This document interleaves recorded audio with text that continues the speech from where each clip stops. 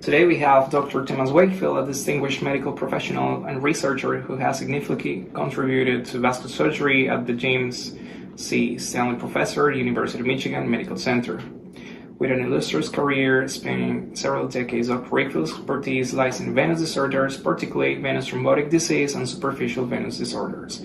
His groundbreaking research on the relationship between inflammation and venous thrombosis, funded by prestigious organizations including the American Medical Association, the VA, and the NIH, has granted him international recognition. Dr. Wakefield's extensive publication record, comprising over 350 peer-reviewed manuscripts, that's a lot, and more than 150 books, chapters, showcases his dedication to advancing medical knowledge. As a leader in the field, he has held various esteemed positions, including director for the Franklin Cardiovascular Center and president of renowned organizations such as the American Venous Forum. Beyond his professionalism and accomplishments, Dr. Wakefield is known for his commitment to philanthropy and his role as a mentor. His passion for vascular surgery, combined with his devotion to teaching and researching, has cemented his position as a respected authority in the medical community. Which are great, Dr. Wakefield. Thank you very much. So, to begin today, I would like to know which are the most important historical time points that marked the establishment and growing of your Venous Research Lab, how this whole thing began. Sure. So when I was a trainee, I actually worked in the laboratory of Dr. Jim Stanley, who was here in Michigan? Here in Michigan, who was the head of vascular surgery. And the work I did was looking at protamine and its toxicity as it reversed heparin. And in fact, over a year as a resident and a year as a fellow in Dr. Stanley's lab, we produced some protamine variants that were less toxic in reversal of both heparin and low molecular heparin than standard protamine. We actually had 3 patents along with Dr. Phil Andrews, who was a biochemist. But we never could take that any further than those patents because the protamine is so cheap that drug companies didn't feel that it was worth trying to make a new protamine alternative. So when I joined faculty in 1986, wasn't exactly sure where my research was going to go from that point on. My chair at that time, when I became faculty, was Dr. Laser Greenfield. And Dr. Greenfield had a very interesting conference that he organized between surgery and biochemistry. And Chuck Esmond, a famous hematologist, came and gave a talk. Dr. Esmond had described the protein C system. And in his talk, he mentioned that there were 2 or 3 primates, he was studying sepsis in the primate, who had developed thrombosis with the presence of a venous catheter in the iliac vein, an antibody to protein C, and tumor necrosis factor. And Dr. Greenfield and I were in the audience, and he said to me after that lecture, he said, "Tom, I think there's a model there. Would you like to go to Oklahoma and learn the model?" And I thought, that's wonderful. I was 6 months into my new faculty position. So Dr. Greenfield had been in Oklahoma, so he knew folks there. So he sent me to Oklahoma. I met with a hematologist there whose name is Dr. Fletcher Taylor. Dr. Taylor showed me the model. I had my new technician hired with me. And we brought that model back to Ann Arbor and had that model for a year and a half. Didn't know exactly what to do with the model. We could make clots in the primate. And then we made the observation that the legs of the primates were red, hot, and swollen, even though they weren't infected. It looked just like an infection. So I went and spoke to a pathologist here at the medical center, whose name is Dr. Stephen Kunkel, who now is the head of research at Michigan, and told him about the findings. And he suggested that we go ahead and obtain some tissue samples and look at them. And through a combination of Dr. Kunkel and Dr. Jerry Abrams, a pathologist, we showed, in fact, that the vein walls had an inflammatory response that just looked like an acute to chronic inflammatory response that you would see with any sort of wound. And so that started us in the realm of thinking about thrombosis and inflammation, and sort of how it all started. As far as the physical laboratory that we did this work in 1989, Mrs. Carolyn Jobst gave a big gift to the University of Michigan to establish some research laboratories, also to establish a yearly lecture, and she also gave money to Toledo in order to establish a clinical center, all in honor of her husband, Conrad Jobst. And so the Conrad Jobst laboratories then started with that gift, and the laboratories were built, and then I was able to move my laboratory effort from the lab space I was in when I first joined as faculty to the Jobst laboratories and continued the work in the That's very inspiring. A man, an idea, and a donation. Well, but I bet it was hard at that point to remember any of the challenges that you have to overcome. Sure. Those years. The biggest challenge really was that hardly anyone believed that there was associated inflammation with venous thrombosis. This is very common with new theories. This was really a new theory. Everyone knew that there was inflammation associated with superficial phlebitis, but no one thought that there was inflammation associated with DVT. And so, we had to actually go through a number of iterations of writings before we were able to get actually our first grants funded for this idea.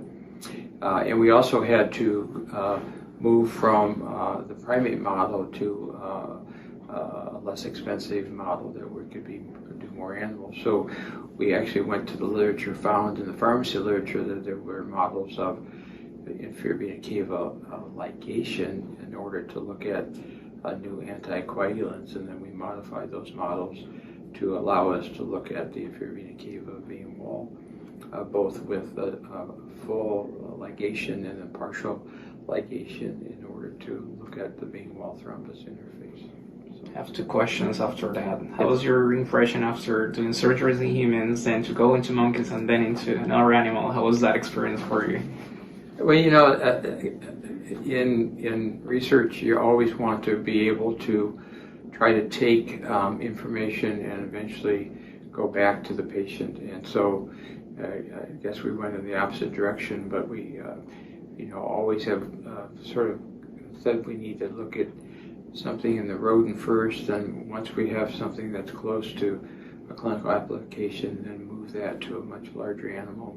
In my laboratory's case, it was doing it in some primate models, but other models like the pig, for example, a large animal model, before then you can consider taking it back to the It's a very interesting pathway. And the second question is, how much time do you think it passed between your original idea and the public acceptance of this idea? I would say the public acceptance really until the early 2000s was not widely believed. But now everybody knows that inflammation, thrombosis is interrelated. And I think part of the reluctance was the fact that when you have superficial thrombophlebitis, you can see the redness, you can feel the heat, you can see it in front of you. But when you have DVT, you can't see the vein. It's deep within the extremity, and so it takes some time in order to understand. In fact, back in the old days, there was actually two different terminologies. There was phlebothrombosis and thrombophlebitis. Phlebothrombosis was felt to be related to the deep veins, and thrombophlebitis to the superficial, because everyone thought these were two different sort of pathophysiologies. So. It's an amazing theory. So now, after so many years, I have more questions. What were the key factors behind your laboratory continued success and development? Because this didn't stop in the 80s or in the 2000s, now it's 2022, and there's more work being done. Well, the first point I would make is that, we've only really started to scratch the surface. Much of what we did initially in the first 10 or 20 years is really descriptive work. And now the work is really going to things like epigenetics and metabolomics and trying to really look at things at a much more cellular and subcellular level, essentially. So the questions remain. There's lots of questions, and good research should foster more questions than answers. And so I would say that's number one. Number two is, I've been very blessed and fortunate to have had a pipeline of individuals over the years who have joined me in the laboratory, who have worked with me and then gone off on their own areas. And that has essentially expanded the field. I've always felt that as a researcher, you have an area of passion, but you don't own that area. You want to share that area, and then you want others to take that and run with it. And I think that's the way lab effort can grow and sustain itself. So I've been fortunate, and I would say I've been very blessed with individuals who have come into my laboratory and come into my life. Do you have any keys for finding really good candidates for a team like this? Well, you want to have individuals who are driven to answer scientific questions. Mm-hmm. You want individuals who understand that what we do not only generates knowledge, but ultimately will help patients and help patient care. You want to have individuals who work hard and are honest and trustworthy and excited about coming to work every day and making discoveries. So everybody that I've been associated with, I've been blessed to have those characteristics. Which was the level of education that you have work in the lab normally? Postgraduates, students, residents? Can you tell us more about that? We've had them all. We have had undergraduate students. We've had certainly residents and fellows. We've had postgraduate students, and then I've been very, very fortunate to have folks who have become faculty. Dan Myers, who has the Jobs Lab, was one of my trainees. Peter Henke, who's head of vascular surgery now, and now is an expert in thrombus resolution, was one of our laboratory trainees. Andrew Obie, who's taking sort of where I left off and is really taking the whole field of thrombogenesis and thrombus resolution to new heights, was a trainee in the laboratory. And we were fortunate in the laboratory to have also a good training mechanism, a training grant mechanism, to allow folks to come in and be supported while they did their work. Dr. Wakefield, across these years, there was someone special that you really recognize that helped you, your career, someone that you want to say thank you? Yeah, so I would say there's a couple of people. Number one is there was a person who taught all the surgeons how to operate in the laboratory. His name was Jimmy Crudup. Mm-hmm. Jimmy was a truck driver by trade, and he had come from Mississippi up to the Michigan area and was hired to help in the surgery laboratories at Michigan. And Jimmy became probably technically the best surgeon in the entire medical center. And he taught a whole generation of Michigan surgeons how to operate in the laboratory, taught me how to operate in the laboratory. But more important than that, he taught us about life. Jimmy was just a tremendous individual. And those of us who worked with Jimmy really had a tremendous appreciation of his importance to our formation. The Department of Surgery has an award every year called the Crudup Award based on this, and just this past year, a professorship was named in Jimmy's honor. So wow. Jimmy Crudup is an incredible person. And then I'd like to mention about Shirley Robleski. When I mentioned that we went to Oklahoma to learn about the thrombosis system, Shirley was the technician who had just joined my laboratory. And then for the next 25 years, Shirley really ran the laboratory. And I would say if it wasn't for Shirley, our lab effort never would have occurred in the way it did. She truly was the glue that was an important part of my laboratory for the 25 years that she worked here. We've also had a number of other individuals in the lab who have worked for many, many, many, many years that I'm grateful for. But those would be two names, I would say. Now, after so many years that you have spent assembling the perfect team, how was to find a perfect successor in this area? Oh, you know, they find themselves. I don't necessarily have to sit and try to find necessarily a successor. I just need to, let people take where they're at and fly. And so I've been happy to be involved in this venous thrombosis team. The team is really making great strides on a daily basis, and fortunately I get to still be part of it, so it's really fun for me. I'm sure all your team feels very blessed to have you around. Well, thank you. So, Dr. Wakefield, we all know that funding is a critical part in research to continue doing these efforts.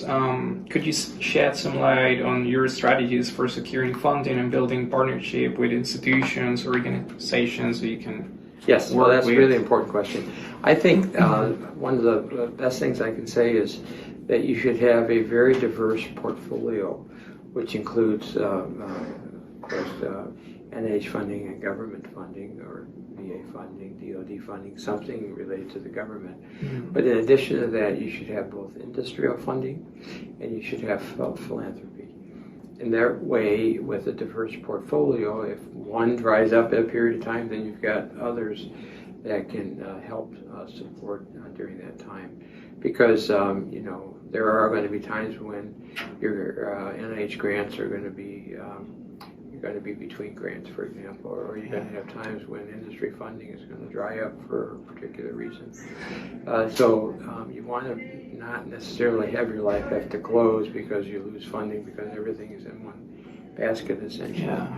And then I would just emphasize the importance of philanthropy. Philanthropy is really important. It's been very important for me over the years.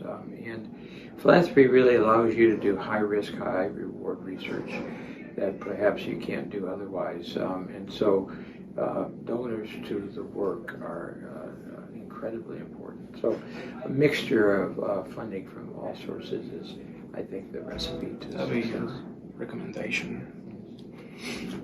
And then about institutions. Yeah. So we all know you have been here at the University of Michigan for a long time, and working in an institution often comes with its own set of opportunities and challenges. Yes. How has your experience collaborating with an institution been, and what advice do you have for researchers looking to establish similar collaborations? Well, you have to realize that the institutions are big, giant conglomerates. Michigan is really big, and so when you have a really big institution, oftentimes they don't move as fast as you necessarily would like them to move. But on the other hand, the research office in the Department of Surgery and the Cardiovascular Center at North Campus, where we're at now, everyone in the offices are trying to help you. They're trying to facilitate. No one is coming to work and saying, how can I stop research from being done? So if you realize that, and you realize everyone's doing their very best for you in order to navigate through a very large organization, you appreciate that. And I think if folks know that you appreciate what they're doing for you, certainly they will go the extra mile to help you. And that's what I have found over the years. So, treat people the way you would want to be treated. Think about yourself in the position that you're talking to someone who's in a position, and just realize that everyone's trying to pull in the same direction. I think if you do that, you'll be able to thrive in an organization, and then hopefully you'll be able to give back to that organization. Yeah, that's true. What would be your advice for smaller institutions that are beginning with research, or they're trying to explore this field now? I would say the one thing that I have seen where folks sort of fail is when they lose focus in an area. So I always have said that if you're passionate about an area, stay focused in that area. You can broaden out and go do other things, but don't get too diffuse. If you got a problem and you identify the problem and you want to fix that problem, then stay focused on that problem. Because as I mentioned at the beginning, good research will usually lead to many, many more questions that need to be answered. So stay focused and don't get too diffuse. That's amazing. Finally, question that everyone has been asking for. How were you able to achieve such a work-life balance with an impressive career like yours? Well, I would say I'm not perfect at all. Work-life balance is hard, and you're very passionate about your work, and you put a lot of your effort and emphasis into it. But it's only part of your life, and the part of your life which is really more important is your family and your friendships.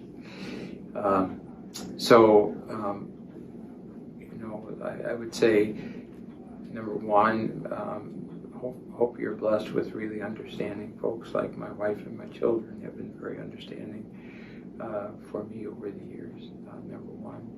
Number two, the time that you give to them should be quality time and should be focused to them in the same way that when you're at work, the time that you give to your research and to your clinical care should be focused at the time on that.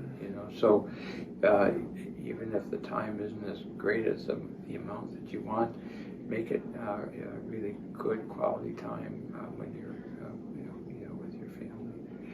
And then try to have extra hobbies outside of work. Which ones are your hobbies? So for me, for the last 25 years, I've been able to combine exercise with playing basketball with a group of guys that we play 3 times a week. That is a secret. Monday, Wednesday, Friday at 5:30 in the morning. So wow. That's been great fun for me, and it allows me to, exercise and have an outlet outside of work. At some point in your life, as I'm in now, you no longer will be employed, you'll be retired, and you want to have diversified your life to the point where you still have things that you want to do when you retire. How it has been this new chapter after retirement? Well, it's early. It's only been about 3 weeks. So far it's been good. I'm spending more time with my wife, and we're doing more things together, and we're going to do some extra traveling, and so that's great. I have a couple of really important board positions that I volunteer with down at my alma mater, the University of Toledo, so that's going to be fulfilling. I still have the great opportunity to come and work with you and others in the Jobs Laboratory, and still have the opportunity to teach in the section of vascular surgery, which I love. So, I think it's going to be just fine. But it's different, no question about it. It's different. I agree. So we can agree that the secrets for succeeding in vascular surgery research are keep focusing in the same area, gathering the perfect team, and have a really work-life balance. And yes, in addition to that, remember that the focus of what we do still should go back to the patient, and try to make sure that what you do ultimately focuses back to trying to help people. That's the whole point, I think, of good surgical research. If you keep the patient in the focus, whether it's in the research lab or in the clinic or in your academic writings, that sort of thing, I think you can't go wrong. That is our north. Thank you so much, Dr. Wakefield. Thank you very much. I really appreciate it. Finally, do you have any favorite artist? In music. Oh my goodness. Well, my love of Karen Carpenter is sort of legendary. So the Carpenters have been one of my favorite groups for sure. So. I know that you're a huge fan of music in the OR. Yes, well, I always felt like I couldn't operate very well if I didn't have some music. And I would try every case to have a different genre on, so that I kept it interesting. And also, I used to, not so much when I was early in my career, but much later in my career, I would always try to ask those in the room what sort of music they'd like to hear. And so, it's a team, and so you don't want the team to be suffering because you have music on that they just can't tolerate. So, like they did enjoy it all these years. yeah. Thank you so much, Dr. Wakefield. Thank you very much. I really enjoyed it.